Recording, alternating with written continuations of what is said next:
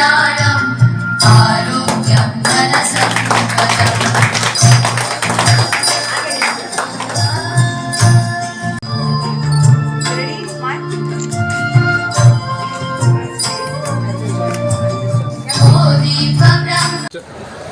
ಮಾನಸಿಕ ಆರೋಗ್ಯ, ವ್ಯಕ್ತಿತ್ವ ವಿಕಸನ ಮುಂತಾದ ವಿಚಾರಗಳ ಬಗ್ಗೆ ಒಂದು ರೀತಿ ಪ್ರಾಯೋಜನೆಯನ್ನು ಮಾಡುವಂತಹ ನಿಟ್ಟಿನಲ್ಲಿ ಈ ಸಂಸ್ಥೆಯನ್ನು ದುಡಿಸ್ಕೊಳ್ತಾ ಇದ್ದೀವಿ ಅಂತ ನನಗೆ ಲಕ್ಷ್ಮೀ ಶಶಿಕುಮಾರ್ ಅವರು ಹೇಳಿದರು. ಆಗ ಇಂಥವ್ರ ಜೊತೆ ನಾನು ಒಬ್ಬ ವ್ಯಕ್ತಿತ್ವ ವಿಕಸನ ತಜ್ಞನಾಗಿ ಗುರುತಿಸ್ಕೊಳ್ಳೋಣ ಅನ್ನುವ ದೃಷ್ಟಿಯಿಂದ ಜೊತೆಗೆ ಈ ಒಂದು ಕಾರ್ಯಕ್ರಮದ ಶುಭಾರಂಭವಾಗಲಿ. ಮತ್ತು ಮಾನಸಿಕ ಆರೋಗ್ಯ ಇವತ್ತು the need of the hour ಆಗಿದೆ. ಯಾಕೆಂದರೆ ಸುಮಾರು ಜನ ನಿಮ್ಮೆನ್ಸಲ್ಲಿರೋರು ಅಷ್ಟೇ ಮಾನಸಿಕವಾಗಿ ಆರೋಗ್ಯದಿಂದ ಇಲ್ಲ ಅಂತ ಅಂದ್ಕೋಬೇಡಿ. ಹಾಸ್ಪಿಟ್ಲಲ್ಲಿ ಇಲ್ಲದೆ ಇರೋ ಹೊರಗಡೆ ಇರೋರು ಪ್ರತಿಯೊಬ್ಬರು ಒಂದಲ್ಲ ಒಂದು ರೀತಿ ಮಾನಸಿಕ ತುಮುಲಗಳಿಂದ ಬಳಲ್ತಾ ಇದ್ದಾರೆ ಅಂತ ಗಮನಿಸಿದ್ದೇನೆ. Mind your mind, mind will mind you ಅಂತೀವಿ. Mind is like a parachute, it works only when it opens ಅಂತೀವಿ. ಆ ಓಪನ್ ಆಗೋದಕ್ಕೆ ಕೆಲವು ಸಂಸ್ಥೆಗಳು, ವ್ಯಕ್ತಿಗಳು ನೆರವಾಗಬೇಕು. ಆ ಒಂದು ನಿಟ್ಟಿನಲ್ಲಿ ಈ ಒಂದು ಸಂಸ್ಥೆ ಆರಂಭ ಆಗ್ತಾ ಇರೋದು ನನಗೆ ತುಂಬ ಸಂತೋಷ ಆಗಿದೆ. ಎಲ್ಲರ ಮಾನಸಿಕ ಆರೋಗ್ಯ ನನಗೆ ಇತ್ತೀಚೆಗೆ ಅರಿವಾಗಿದೆ. ದೈಹಿಕ ಆರೋಗ್ಯಕ್ಕಿಂತ ಮಾನಸಿಕ ಆರೋಗ್ಯಕ್ಕೆ ಆದ್ಯತೆಯನ್ನು ಎಲ್ಲರೂ ನಾವು ಕೊಡೋಣ. ಆವಾಗ ನಮಗೇನಾಗುತ್ತೆ, ಬದುಕಿನಲ್ಲಿ ಒಂದು ಉದ್ದೇಶ ಸಿಗ್ತದೆ. ಆ ಉದ್ದೇಶದ ಜೊತೆಗೆ ನಮ್ಗೆ ಆಟೋಮೆಟಿಕಲಿ ಲೈಫ್ ಅಂದರೆ ಇಷ್ಟೇನಾ ಅಂತಲೂ ಗೊತ್ತಾಗುತ್ತೆ. ಲೈಫು ನಮ್ಮದೇನಾ ಅಂತ ನಾವು ಮಾಡ್ಕೋಬೇಕಾಗುತ್ತೆ. ಸ್ವಯಂ ಅರಿವು ಎಲ್ಲರಲ್ಲಿ ಮುಖ್ಯ.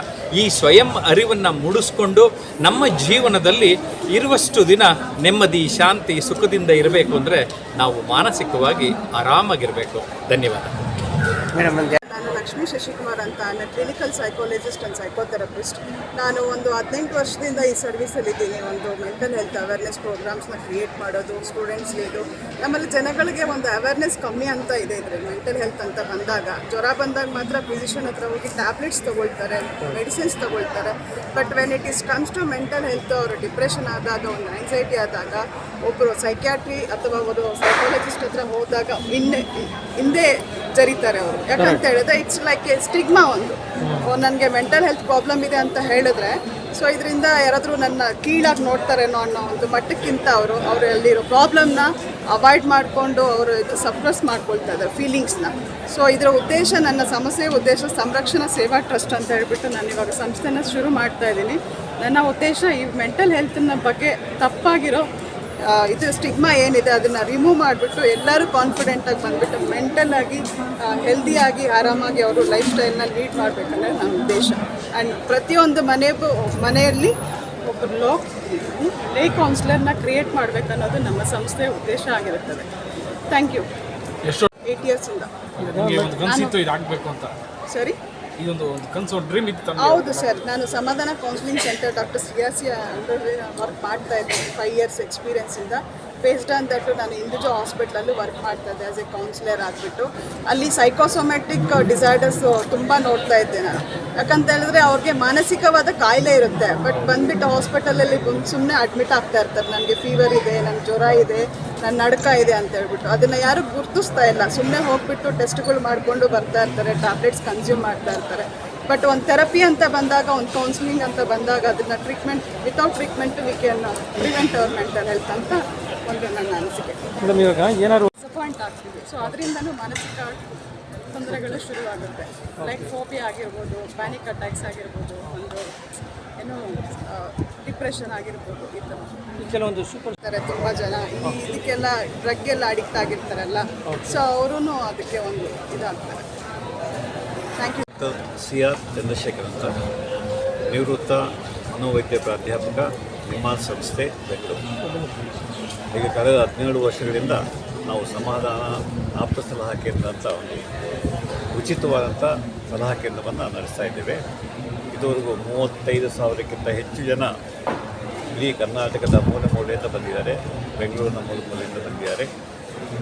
ಯಾಕೆಂದರೆ ಬದುಕು ಬಹಳ ಸಂಕೀರ್ಣ ಆಗ್ತಾ ಇದೆ. ಯಾರಿಗೂ ನೆಮ್ಮದಿ ಇಲ್ಲ, ಯಾರಿಗೂ ಸಮಾಧಾನ ಇಲ್ಲ. ಹಾಗೆ ಮುಖ್ಯವಾಗಿ ನಮ್ಮ ನವ ಯುವಕರು, ಯುವತಿಯರು. ಏಕೆಂದರೆ ಇದು ಅತ್ಯಂತ ಒಂದು ಮಾರ್ಕ್ಸ್ 90, 95, 98 ತೆಗೆದು ಕಮ್ಮಿನೇ. ಹಾಗೆ ಭವಿಷ್ಯ ಗೊತ್ತಿಲ್ಲ, ಕೆಲಸ ಸಿಗುತ್ತೋ ಗೊತ್ತಿಲ್ಲ, ಎಷ್ಟು ಸಂಬಳ ಸಿಗುತ್ತೋ ಗೊತ್ತಿಲ್ಲ. ಹಾಗಾಗಿ ಹಾಗೆ ಕೌಟುಂಬಿಕ ಬಂಧನಗಳು ಬಹಳ ಕಡಿಮೆ ಆಗ್ತಾ ಇದೆ, ಬಹಳ ಶಿಥಿಲವಾಗ್ತಾ ಇದೆ. ಈ ದೃಷ್ಟಿಯಿಂದ ನಮ್ಮ ಹದಿಹರೆಯದವರು ಹಾಗೆ ಯುವಕರು ಸಾಕಷ್ಟು ಅನಾರೋಗ್ಯಕರ ಹವ್ಯಾಸಗಳಿಗೆ ಒಳಗಾಗ್ತಿದ್ದಾರೆ. ಒಂದು ಮೊಬೈಲ್ ಅಡಿಕ್ಷನ್, ನಮ್ಮ 70% ಜನ ಮೊಬೈಲು ಮತ್ತು ಇಂಟರ್ನೆಟ್ ಅಡಿಕ್ಷನ್. ಹಾಗೆ ಎರಡನೇದು ಬೆಂಗಳೂರು ಈಗ ಅಡ್ಡ ಆಗಿಬಿಟ್ಟಿದೆ ಯಾವುದಕ್ಕೆ, ಗಾಂಜಾ, ಅಫೀಮು, ಅನೇಕ ಮೊನ್ನೆ ವರ್ಲ್ಡ್ ಡ್ರಗ್ ಅವೇರ್ನೆಸ್ ಡೇ ಮಾಡಿದ್ವಿ. ಏಕೆಂತಂದರೆ ಬೆಂಗಳೂರಲ್ಲಿ ನಿಮಗೆಲ್ಲ ಆಶ್ಚರ್ಯ ಆಗ್ಬೋದು, 60% ಯುವಕ ಯುವತಿಯರು ಇಲ್ಲ ಸ್ಮೋಕಿಂಗು, ಡ್ರಿಂಕಿಂಗು, ಇಲ್ಲ ಗಾಂಜಾ, ಡೋಪಿಂಗು ಒಳಗಾಗ್ತಿದೆ. ಯಾಕಂದರೆ ಅದೊಂದೇ ಅವರಿಗೆ ಸುಲಭವಾದಂಥ ಎಸ್ಕೇಪ್ ಮೆಕ್ಯಾನಿಸಮ್.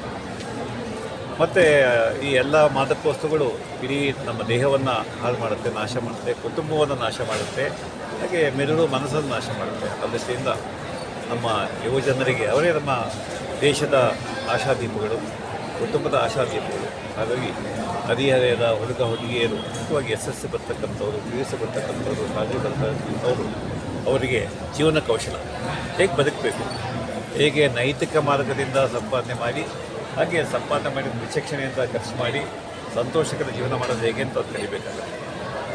ಭಾಳ ದುರದೃಷ್ಟ ಅಂದರೆ ನಮ್ಮ ಕಾಲೇಜುಗಳಲ್ಲಿ, ನಮ್ಮ ಶಿಕ್ಷಣ ಸಂಸ್ಥೆಗಳಲ್ಲಿ ಮಾರ್ಕ್ಸ್ ತೆಗಿ ಟಾಪರ್ ಆಗಷ್ಟೇ. ಹಾಗಾಗಿ ಈ ಒಂದು ಆಪ್ತ ಸಲಹಾ ಕೇಂದ್ರ, ಆಪ್ತ ಸಲಹಾ ಸಮಾಲೋಚನೆಗಳು ಬಹಳ ಅವಶ್ಯಕತೆ ಆಗಿದೆ. ಪ್ರತಿ ಶಾಲೆಯಲ್ಲಿ, ಪ್ರತಿ ಕಾಲೇಜಿನಲ್ಲಿ ಆಪ್ತ ಸಮಾಲೋಚಕರು ನಮ್ಮ ನಿಮ್ಮಾನ್ಸಿಂದ ಸುಮಾರು 25,000 ಟೀಚರ್ಸ್ಗೆ ನಾವು ತರಬೇತಿ ಕೊಟ್ಟಿದ್ದೇವೆ.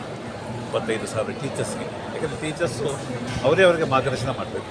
ಆ ದೃಷ್ಟಿಯಿಂದ ಹಾಗೆಯೇ ಈ NGOಗಳು, non governmental organisations, volunteer organisations ಈ ಆಪ್ತ ಸಮಾಲೋಚನಾ ಸರ್ವಿಸಸ್ನ ಕೊಡುವಂಥದ್ದು.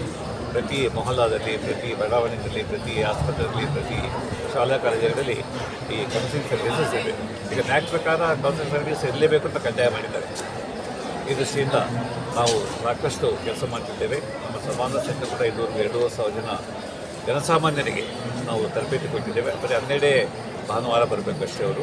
ನಂತರ ಅವರು ಯಾರಿಗೆ ಸಾಂತ್ವನ ಹೇಳಬೇಕು, ಹೇಗೆ ಸಾಂತ್ವನ ಹೇಳಬೇಕು, ಬುದ್ಧಿವಾದ ಹೇಳೋದು ಕೌನ್ಸಿಲಿಂಗ್ ಅಲ್ಲ. ಅವರ ಸಮಸ್ಯೆನ ಅರ್ಥ ಮಾಡಿಕೊಂಡು, ಮನಸ್ಸನ್ನು ಅರ್ಥ ಮಾಡಿಕೊಂಡು, ಹೇಗೆ ಅವರ ಮನಸ್ಸನ್ನು ನೆಮ್ಮದಿ ಮಾಡ್ಕೊಳ್ತಕ್ಕಂಥದ್ದು. 1.5 kg ಬ್ರೈನ್ ಇದೆ ನಮಗೆಲ್ಲ, ಸರಿಯಾಗಿ ಬಳಸೋದು ಹೇಗೆ ಇಲ್ಲಾಂತಂದರೆ 1.5 kg ಬ್ರೈನ್ ಇದೆ ಅಂದರೆ ಬಹುಮುಖ್ಯ ಭಾಗಗಳೆಲ್ಲ ಬಳಕೆ ಬರೋದೇ ಇಲ್ಲ. ಆ ದೃಷ್ಟಿಯಿಂದ ಇವತ್ತೇನು ಸಂರಕ್ಷಣಾ ಒಂದು ಟ್ರಸ್ಟ್ನ ನಮ್ಮ ಲಕ್ಷ್ಮಿಯವರು ಶುರು ಮಾಡ್ತಿದ್ದಾರೆ, ಅವರು ಬೆಳಗ್ಗೆ ಶುರು ಮಾಡ್ತಿದ್ದಾರೆ. ಈ ಬೆಳಗಕ್ಕೆ ನಾನು ಶುಭ ಹಾರೈಸ್ತೇನೆ. ಅವರಿಂದ ಒಳ್ಳೆಯ ಕೆಲಸ ಆಗಲಿ, ಈ ಸಮಾಜದಲ್ಲಿ ಮತ್ತೆ ನೆಮ್ಮದಿ ಮತ್ತು ಸಮಾಧಾನ ಉಂಟಾಗಲಿ ಅಂತ ನಾನು ಬಯಸ್ತೇನೆ.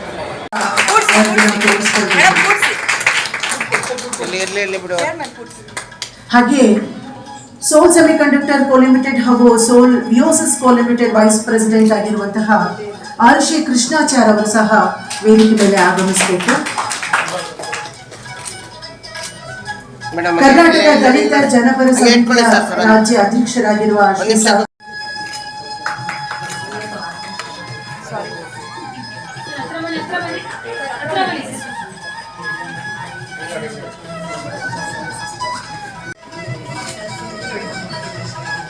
ಟ್ರಸ್ಟ್ನ ಮಧ್ಯ ಅಧ್ಯಕ್ಷರು ಹಾಗೂ ಅವರ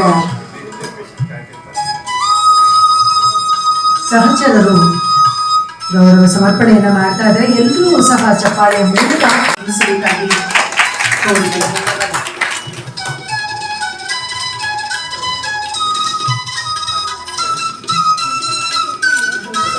ಸಂರಕ್ಷಣಾ ಸೇವಾ ಟ್ರಸ್ಟ್ನ ಉದ್ಘಾಟನೆಯ ಕಾರ್ಯಕ್ರಮಕ್ಕೆ ಇಂದು ನಾವೆಲ್ಲರೂ ಸಹ ಸಾಕ್ಷಿಯಾಗಿದ್ದೇವೆ.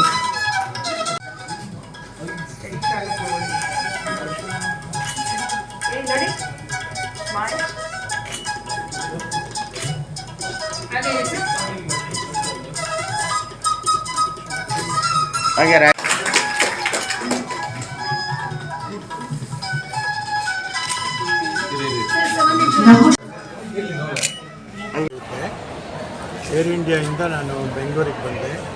ಕಿಡ್ನಿ ಫೌಂಡೇಶನ್ ಸೇರಿ 20 ವರ್ಷ ಬಡವರು ಸೇವೆ ಮಾಡಿದೆ. ಡಯಾಲಿಸಿಸ್, ಫ್ರೀ ಡಯಾಲಿಸಿಸ್ ಕರ್ನಾಟಕದ ನಾನೇ ಇಂಟ್ರೊಡ್ಯೂಸ್ ಮಾಡಿದೆ. 1975 ಜಯಪ್ರಕಾಶ್ ನಾರಾಯಣ ನಾನು ಬೆಲ್ಲೂರಿಗೆ ಕರ್ಕೊಂಡು ಹೋಗ್ತಾಯಿದ್ದೆ ಡಯಾಲಿಸಿಸ್ಗೆ. ವಾರಕ್ಕೆ 3 ಸತಿ ಬರೋರು. ಚೆನ್ನೈಯಿಂದ ಬೆಂಗಳೂರು ಹೋಗಿ 79ನೇ ಹೋಗ್ತಿರೋದು. ನಾನು ಬೆಂಗಳೂರಿಗೆ ಬಂದೆ 84 ಆಮೇಲೆ 20 ವರ್ಷ ಡೈರೆಕ್ಟ್ ಆಗಿದೆ Bangalore kidney foundation. Free dialysis ಕರ್ನಾಟಕದಲ್ಲಿ ನಾನು ಇಂಟ್ರೊಡ್ಯೂಸ್ ಮಾಡಿದೆ ಬಡವ್ರಿಗೆ ಅಂತ. ತಿಂಗಳಿಗೆ 3,000 ಫ್ರೀ ಡಯಾಲಿಸಿಸ್ ಮಾಡ್ತಿದ್ದೆ. ಈಗ ನಾನು 86 ಇಯರ್ಸ್ ಆಗಿದೆ. ಆದರೆ ನಾನು ಫ್ರೀ ಕೌನ್ಸಲಿಂಗ್ ಮಾಡ್ತೀನಿ ಸ್ಟೂಡೆಂಟ್ಸ್ಗೆ. ಯಾರು ಕೌನ್ಸಲಿಂಗ್ ಬೇಕಾಗಿದ್ದಾಗ ಫ್ರೀಯಾಗಿ ಸರ್ವಿಸ್ ಮಾಡ್ತಾಯಿದ್ದೀನಿ. ಅದು ನನ್ನ ಹಾಬಿ. Sir, okay. ಇವತ್ತು ನಮ್ಮ ಭವ್ಯ ಟ್ರಸ್ಟ್ ಬಗ್ಗೆ ಹೇಳೋದಾದರೆ ನಾನು ತುಂಬ ವರ್ಷದಿಂದ ಗೊತ್ತು, ಸ್ಟೂಡೆಂಟ್ ಆಗಿದ್ದಾಗಿಂತ ಗೊತ್ತು. ನಾನು ಹೇಳಿದ್ದೀನಿ ಇವ್ರಿಗೆ ಏನು ಬೇಕೋ ನಾನು ಅಸೋಸಿಯೇಟ್ ಆಗಿದ್ದೀನಿ. ಯಾವ patient I'm a HR professional and also a lay counselor. I'm associated with NIMHANS and also Samadhana, and I do social service activity as a CSR activity, giving back to the society with the help of stalwarts and industry experts, and also a support lot of startup companies. So I thank Ms. Lakshmi Sridhar for this opportunity, for being here and support her in whatever possible way I can as a women entrepreneur. So ನನ್ನ ಕಡೆಯಿಂದ ಎಲ್ಲ ಥರ ಸಲಹೆಗಳು ಅಥವಾ women ಎಂಟರ್ಪ್ರಿನರ್ಶಿಪ್ಗೆ support system ಯಾವಾಗಲೂ ಇರುತ್ತೆ ಅಂತ ನಾನು. ಸಂರಕ್ಷಣಾ ಟ್ರಸ್ಟ್ ಒಂದು ಒಳ್ಳೆಯ ಹೆಜ್ಜೆ ಇಟ್ಟಿದೆ. ನಮಗೆ ಎಲ್ಲರಿಗೂ ಇವತ್ತಿನ ರಿಕ್ವೈರ್ಮೆಂಟ್ ಏನಪ್ಪ ಅಂತಂದರೆ ಮಾನಸಿಕ ಆರೋಗ್ಯ. ನಾವೆಲ್ಲರೂ ಹೆಲ್ತ್ ಬಗ್ಗೆ, ಫಿಸಿಕಲ್ ಹೆಲ್ತ್ ಬಗ್ಗೆ ತುಂಬಾ ಎಲ್ಲರೂ ಗಮನ ಬಂದಿದೆ, ಅವೇರ್ನೆಸ್ ಇದೆ, ತುಂಬ ಆರೋಗ್ಯದ ಕಾಳಜಿ ಎಲ್ಲರಿಗೂ ಇದೆ, ಮಾಡ್ತಾನೂ ಇದ್ದೀವಿ ಎಲ್ಲರೂ. ಆದರೆ ಮಾನಸಿಕ ಆರೋಗ್ಯದ ಬಗ್ಗೆ ಎಷ್ಟು ಜನ ನಾವು ಯೋಚನೆ ಮಾಡ್ತಾ ಇದ್ದೀವಿ ಅನ್ನೋದು ತುಂಬ ಮುಖ್ಯ. ಮನಸ್ಸು ಮತ್ತು ದೇಹ ಎರಡೂ ಒಂದು ದೇಹದ ಎರಡು ಅಂಗಾಂಗಗಳಿದ್ದಾಗೆ. ಅದು ಸರಿ ಇದ್ದರೆ ಮಾತ್ರ ಈ ನಮ್ಮ ಆರೋಗ್ಯ ಚೆನ್ನಾಗಿರೋಕ್ಕೆ ಸಾಧ್ಯ. ಹಾಗಾಗಿ ಈಗಿನ ಪರಿಸ್ಥಿತಿಯಲ್ಲಿ ಒಂದು LKG ಮಗುವಿಂದ ಹಿಡಿದು ಒಂದು ಹೌಸ್ ವೈಫ್ ಇರ್ಬೋದು, ಒಂದು ದೊಡ್ಡ ಉದ್ಯಮಿ ಇರ್ಬೋದು, ಪ್ರತಿಯೊಬ್ಬರಿಗೂ ಸಮಸ್ಯೆ ಇರೋದು ಮಾನಸಿಕ ಸಮಸ್ಯೆ ಹೊರತು ಆರೋಗ್ಯದ ಸಮಸ್ಯೆಗಿಂತ ಜಾಸ್ತಿ ಮಾನಸಿಕ ಸಮಸ್ಯೆ. ಮತ್ತು ಮನಸ್ಸು ಎಷ್ಟು ಗಟ್ಟಿ ಅಂತಂದರೆ ಮನಸ್ಸು ಏನು ತೀರ್ಮಾನ ಮಾಡುತ್ತೋ ಅದನ್ನು ನಮ್ಮ ದೇಹ ಅದನ್ನು ಮಾಡುತ್ತೆ. ಅದು ಮನಸ್ಸೇ ತುಂಬ ಮುಖ್ಯವಾದಂಥ. ನಾನು ಬೆಟ್ಟ ಹತ್ತಬೇಕು ಅಂತ ತೀರ್ಮಾನ ಮಾಡಿದ್ರೆ ಸಾಕು, ಬೆಟ್ಟ ಹತ್ಬೋದು. ಆದರೆ ತೀರ್ಮಾನನೇ ಮಾಡದೇ ಇದ್ದರೆ ಮಾಡೋಕ್ಕಾಗೋದಿಲ್ಲ. ಹಾಗಾಗಿ ಇವತ್ತಿನ ದಿನ ಒಂದು ಸಮಾಜಕ್ಕೆ ಒಂದು ಕೊಡುಗೆಯಾಗಿ ನಮ್ಮ ಲಕ್ಷ್ಮಿಯವರು ಒಂದು ಸ್ಟೆಪ್, ಒಂದು ಹೆಜ್ಜೆ ಸೋಷಿಯಲ್ ಸರ್ವೀಸಲ್ಲಿ. ಈಗಿನ ಕಾಲದಲ್ಲಿ ಬೇಕಾದಷ್ಟು ಸೋಷಿಯಲ್ ಸರ್ವೀಸ್ ಇರುತ್ತೆ, ಆದರೆ ಇದು ತುಂಬ ವಿರಳವಾಗಿ ಸಿಗೋವಂಥ ಸಮಸ್ಯೆಗೆ ಒಂದು ಪರಿಹಾರ ಕಂಡುಹಿಡ್ಕೊಳ್ಳೋಕ್ಕೆ ಒಂದು ದಾಪುಗಾಲಿನ ಹೆಜ್ಜೆ ಇಟ್ಟಿದ್ದಾರೆ.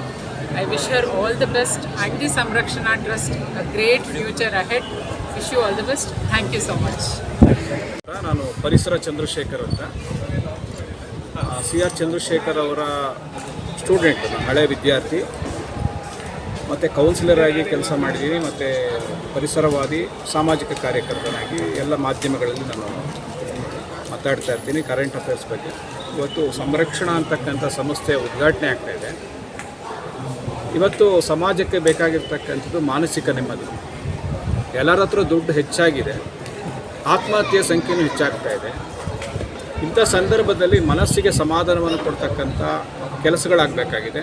ಆ ಕೆಲಸ ಸಂರಕ್ಷಣಾ ಸಂಸ್ಥೆಯಿಂದ ಆಗ್ತಾ ಇರ್ತಕ್ಕಂಥದ್ದು. ಬೆಂಗಳೂರು ನಗರಕ್ಕೆ ಎಷ್ಟು ಕೌನ್ಸಿಲಿಂಗ್ ಸೆಂಟರ್ ಬಂದರೂ ಕಡಿಮೆನೇ ಆಗ್ತಾಯಿದೆ. ಯಾಕೆ ಅಂತಂದರೆ ಇವತ್ತು ಎಲ್ಲಿ ಹಣ ಜಾಸ್ತಿ ಆಗ್ತಾ ಇದೆಯೋ ಅಲ್ಲಿ ಮಾನಸಿಕ ಅಸ್ವಸ್ಥತೆ ಹೆಚ್ಚಾಗಿ ಕಾಡ್ತಾ ಇದೆ.